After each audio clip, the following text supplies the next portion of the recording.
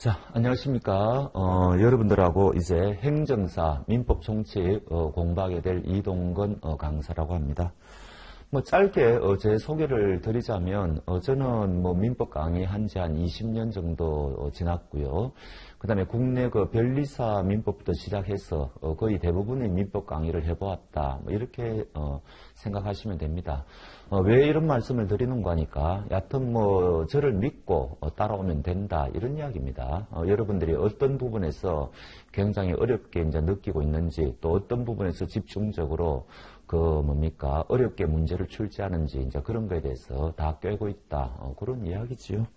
간단하게 요 행정사 민법 총칙에 대한 개략적인 것을 한 5분 정도 짧게 말씀드리겠습니다.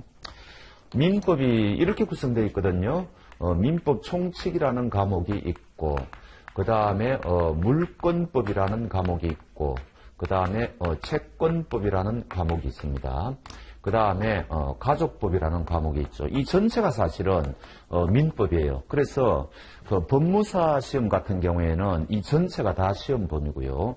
그 다음에 이제 변리사 같은 경우에는 가족법은 빼고 요까지가 시험 범위고, 그 다음에 무슨 주택관리사, 감정평가사, 노무사, 세무사, 행정사 등등 그런 자격증에 우리 민법이 포함되어 있는데, 그 자격증의 특성에 따라서 시험 범위가 다 다릅니다. 그런데 우리 행정사는 민법 총칙만 시험 범위예요. 그러니까 굉장히 시험 범위가 작다, 상대적으로 작다는 이야기죠. 그리고 이제 민법 총칙만 시험 범위에 있는 것은 세무사도 마찬가지입니다. 근데 우리 행정사는 25문제 나오고요. 우리는 이제 여기 25문제 나오고, 그 다음에 이제 세무사는 40문제가 나와요. 그럼 이제 세무사는 민법 총칙이 필수가 아니고 상법이라든지 다른 과목하고 선택할 수 있거든요. 대부분은 상법을 선택합니다. 어찌됐든 민법 총칙만 시험 범위인 거는 우리하고 세무사뿐이다. 그렇게 생각하시면 됩니다. 조문이 1조부터 184조까지 있어요. 그러니까 우리가 공부해야 될 조문이 한 200조문 정도 된다. 이렇게 보시면 되고요. 요게 이제 이 총칙이라는 말이 무슨 말인가 하니까, 요 물권법과 채권법을 우리가 이제 재산법이라 그러거든요. 요 재산법, 요 양자의 공통적인 것을 여기에 몰아넣었다. 이런 이야기입니다.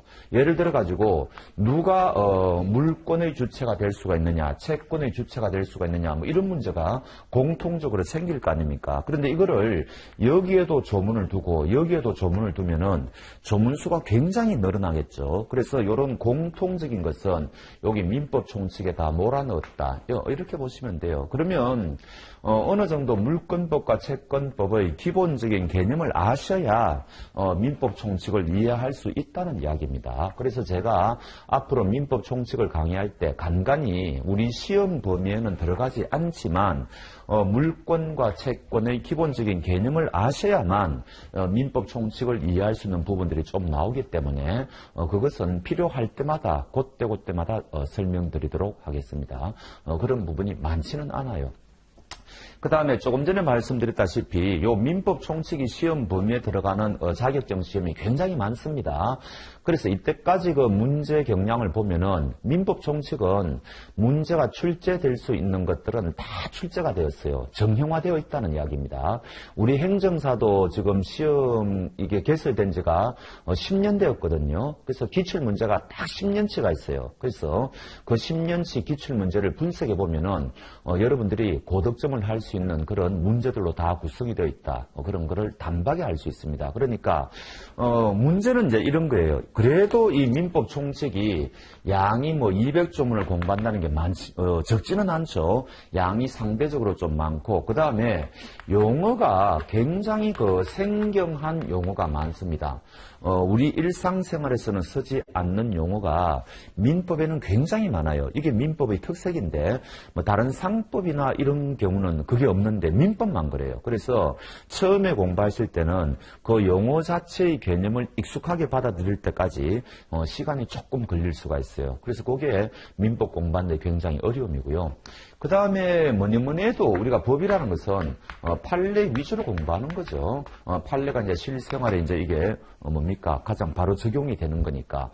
그런데 이때까지 문제를 분석해 보면은 조문 자체를 묻는 문제하고 그다음에 판례를 묻는 문제로 나눌 수가 있는데 당연히 판례가 훨씬 더 중요하고 어렵습니다. 그리고 대개의 경우에는 판례가 문제 수가 더 많아요. 그러니까 조문이 상대적으로 판례보다는 적게 나온다는 이야기인데 그래도 조문 자체를 묻는 문제도 생각보다 많아요. 어떤 해는 거의 비중이 반씩 정도 출제되는 경우도 있습니다. 그래서 여러분들이 공부하실 때 가장 기본적인 것은 조문 자체를 일단 보셔야 돼요. 그래서 조문이 그대로 출제되기도 하고 그 조문의 가장 기본적인 내용 그거는 필수적으로 하셔야 됩니다. 그것은 굉장히 쉬운 문제에 속해요. 그 다음에 그 다음에 이제 이 조문과 관련된 판례를 공부해야 되는데 그런데 판례라는 게 상식적으로 생각해 보십시오. 1년에 수만 가지의 판례가 쏟아져 나오는데 우리가 그것을 다 공부하는 것은 말이 안 되지 않습니까? 그래서 기출 문제들을 보면은 판례도 중요한 판례들이 대개 우리가 감을 잡을 수가 있게 돼 있습니다. 예를 들어서 작년도 우리 행정사 기출 문제를 보면은 우리 예상을 뛰어넘는 판례는 딱 하나 출제가 되었어요. 그것도 그 판례를 모르더라도 다른 지문을 통해서 답을 맞출 수 있게 돼 있었거든요. 그러니까 그 판례를 알고 모르고는 전혀 그 답을 고르는데 쟁점이 아니었다. 그런 이야기입니다. 그래서 그 한 지문 이외에는 전부 우리가 다 풀 수 있는 문제였고 작년도 문제를 보면은 정상적으로 제 강의를 따라오면은 여러분들이 한 문제 틀릴까 말까는 그런 수준이었습니다. 한 문제는 약간 문제를 꼬아낸 문제가 있어요. 그거는 조금 어려운 문제에 속하는데 그 문제를 제외하고는 여러분들이 충분히 다 풀 수 있는 문제다. 그렇게 보시면 되고요. 그래서 민법 총칙은 정말 고득점이 가능하다. 여러분들이 60점 이상만 받으면 되지 않습니까? 그래서 충분히 고득점이 가능한 과목이니까 믿고 저를 따라오시면 되겠습니다. 근데 이런 거는 있어요. 어느 정도 궤도에는 올라가야 됩니다. 그러니까 그 궤도에 올라갈 때까지는 아무래도 민법이 조금 어렵고 용어도 생소하기 때문에 시간이 조금 걸릴 수가 있는데 약간 궤도에만 올라가면은 굉장히 여러분들이 고득점을 하기 편한 과목이다. 그런 말씀을 미리 드립니다. 그리고 또 무엇보다도 공부를 해보시면 알겠지만 굉장히 재밌는 과목이에요. 하나하나가 우리의 실생활과 다 연결이 되어 있습니다. 그래서 여러분들 공부를 하다 보면 이게 이렇게 연결이 되구나, 이게 저렇게 연결이 되구나, 그런 것들을 알 수가 있거든요. 그래서 생각보다는 굉장히 재미있게 공부를 할 수 있을 것이다. 저는 그렇게 자신을 합니다. 그래서 그렇게 보시면 되고, 하여튼 고득점을 충분히 우리가 목표로 하고 공부를 할 수 있다. 그렇게 보시면 되겠네요.